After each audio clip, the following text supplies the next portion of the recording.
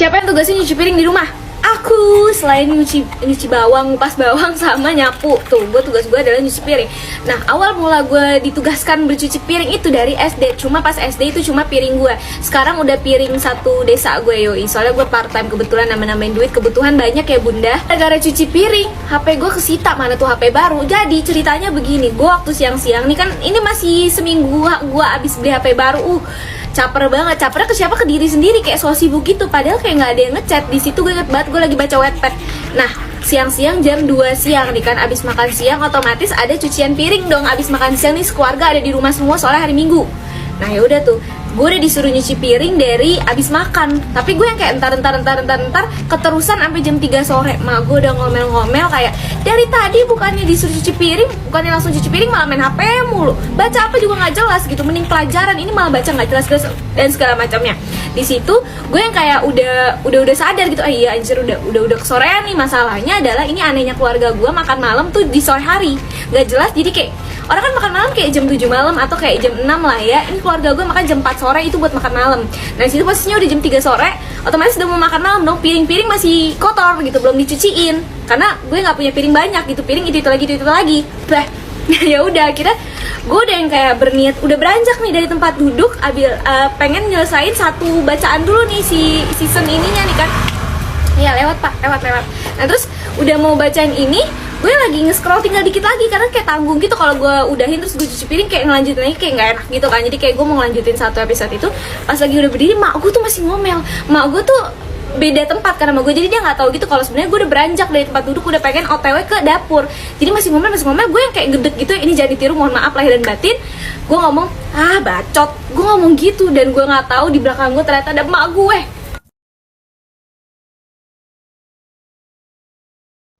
Di suatu pesantren di daerah Jawa Timur terdapat santriwati yang bernama Herlina. Herlina adalah sosok yang baik, cantik, pintar, dan kedua orang tuanya sangat menyayangi Herlina. Tapi dia ini sering ngerasa dikucilkan sama teman-temannya, ngerasa nggak dianggap sama temennya. Terus dia itu punya suatu rencana untuk mengambil cincin akik milik Pak Ustadz. Kenapa demikian? Karena untuk menarik perhatian kawan-kawannya. Jadi seolah-olah cincin itu hilang, terus dia yang nemuin. Jadi biar teman-temannya kayak bangga mungkin ya. Jadi dia tuh dapat perhatian dari teman-temannya itu. Nah, ketika malam tiba, terus dia ngerasa situasinya udah aman, dia mengendap-ngendap masuk ke dalam ruangan ustadz tersebut. Dan dibukalah lemari di ruangan itu. Terus ada cincin batu akik. Nah pas diambil terus mau dimasukin ke kantong, ternyata ada salah satu santri putri yang ngeliat si Herlina melakukan hal tersebut. Sontak ya santri putri itu ngelapor ke bagian pengurus pondok. Herlina dipanggil oleh pengurus pondok. Lalu pengurus pondok ini bermusyawarah dengan pengurus pondok lainnya agar memutuskan hukuman apa yang pantas diterima oleh Herlina agar kejadian ini tidak terulang lagi. Karena dia merasa malu dan ketakutan, akhirnya dia memutuskan untuk kabur dari pesantren lewat gerbang utama. Nah, ada salah satu pengurus yang lagi nggak di ruangan musyawarah, terus mergokin si Herlina tuh kabur. Akhirnya dikejarlah si Herlina sambil dipanggil-panggil, Herlina gitu. Tapi si Herlina ini makin kencang larinya. Dan teriakan si pengurus ini kedengeran sampai ruangan musyawarah tersebut. Akhirnya yang di ruangan juga ikut ngejar, Herlina gitu bareng-bareng. Pas Herlina mau nyebrang, ada sebuah mobil yang melaju sangat kencang. Akhirnya mobil itu menabrak Herlina dan tubuhnya terpental. Para pengurus pondok tercengang melihat kejadian tersebut. Lalu dia dilarikan ke rumah sakit dan pihak pondok menghubungi orang tuanya. Nah, Herlina pas di rumah sakit ini dalam keadaan koma. Dan yang menemani Herlina ini hanya bapaknya karena konon katanya ibunya sudah pulang ke rahmatullah. Singkat cerita, bapaknya pergi ke pesantren untuk meminta maaf kepada pihak pesantren dan mengambil barang-barang Herlina. Dan pihak pesantren menjawab bahwa mereka sudah memaafkan Herlina.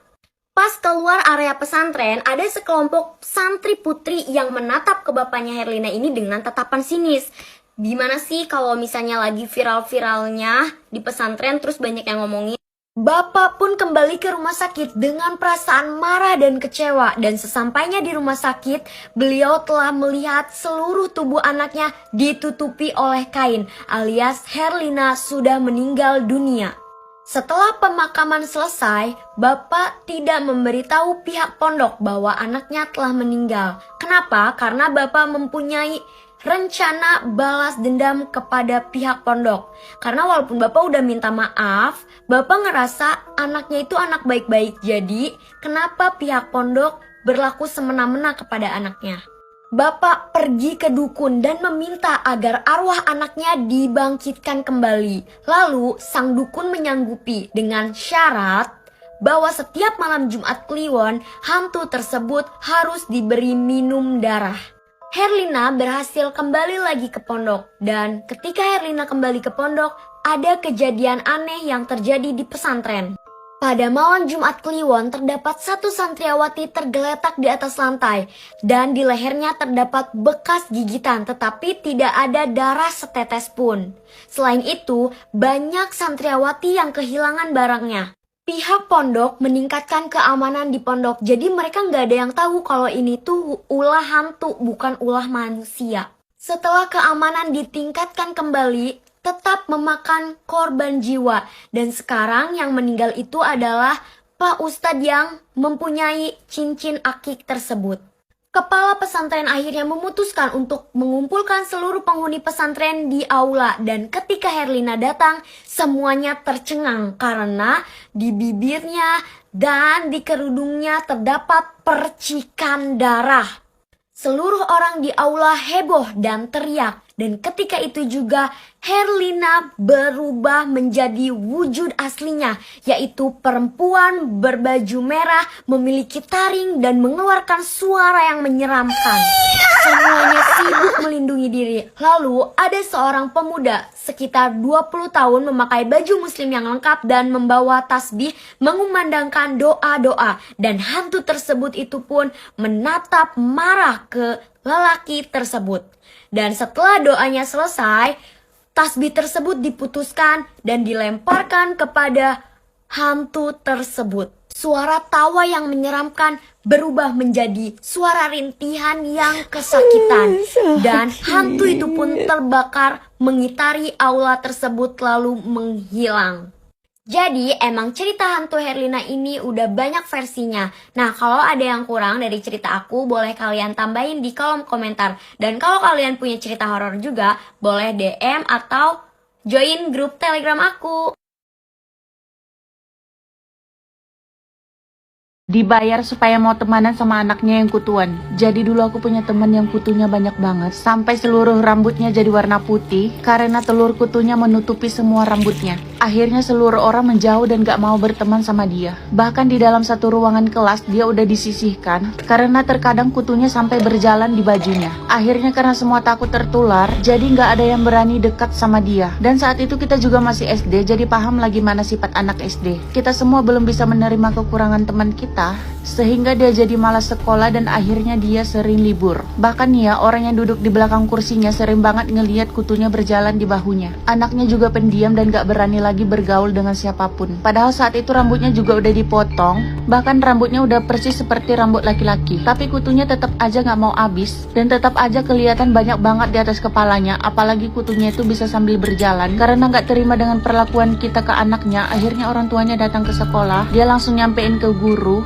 dan akhirnya gurunya menyarankan untuk anaknya dipakaikan jilbab. Padahal saat itu sekolah kami itu nggak menggunakan jilbab. Tapi setelah menggunakan jilbab, kita semua tetap nggak mau temanan sama dia. Bahkan terkadang kutunya berjalan di atas jilbabnya. Karena sakit hati dan nggak terima, akhirnya orang tuanya datang diam-diam ke dalam kelas kita. Pas lagi nggak ada guru, dan dia pun langsung menutup pintu ruangan kelas kita. Saat itu anaknya juga nggak mau datang ke sekolah. Akhirnya orang tuanya pun menasehati kita semua. Dia marah ke kita dan bilang kalau kutu anaknya nggak bakalan nular kecuali kita tidur satu bantal sama anaknya. Karena dia bilang kutu itu nggak bisa terbang ke kepala, dan kutunya itu cuma bisa ditularkan kalau kita satu bantal. Tapi kita tetap aja bandel, nggak mau dengerin apa kata mamanya. Dia pun marahin kita semua satu kelas dan bilang kalau kutu itu bukan kemauan anaknya. Dia udah melakukan segala cara buat menghilangkan kutu anaknya, tapi nggak bisa hilang. Bahkan dia udah kasih racun ke kepala anaknya. Dan kutunya itu baru bisa hilang kalau mereka sekeluarga mau dibotak. Tapi dalam satu keluarga itu, dia bilang nggak ada yang mau dibotak. Setelah kejadian mamanya datang ke kelas kita diam-diam, kita semua nggak ada yang berani ngaduin ke guru. Dan saat anaknya udah masuk sekolah lagi, kita tetap nggak mau temenan. Sampai orang tuanya benar-benar marah dan akhirnya dia datang lagi ke dalam kelas kita. Kemudian dia pun mengunci ruangan saat guru kita lagi nggak ada. Di situ dia bilang kalau ada yang mau temenan sama anaknya, dia bakalan bayar.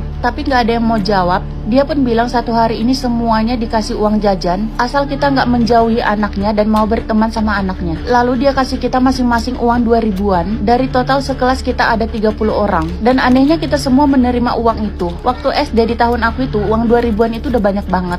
Dan dengan uang 2.000 kita udah bisa beli semuanya di kantin. Setelah menerima uang jajan itu, orang tuanya mikir kita bakalan mau temanan sama anaknya. Ternyata di antara kita semua itu nggak ada yang berani. Bahkan kita malu untuk memulai. Karena kita takut ikut dibully sama teman-teman yang lain. Akhirnya keesokan harinya mamanya marah-marah dan datang ke kelas buat nagih uang yang dia kasih kemarin. Kita nggak mau balikin uangnya karena uangnya udah habis. Akhirnya salah satu di antara kita ngelapor ke guru. Dan guru pun marah ke orang tuanya karena masuk kelas tanpa izin saat kelas lagi kosong. Tapi kalau udah dewasa gini ingat kejadian itu, kita jadi malu sama diri sendiri karena udah pernah bertingkah sejahat itu.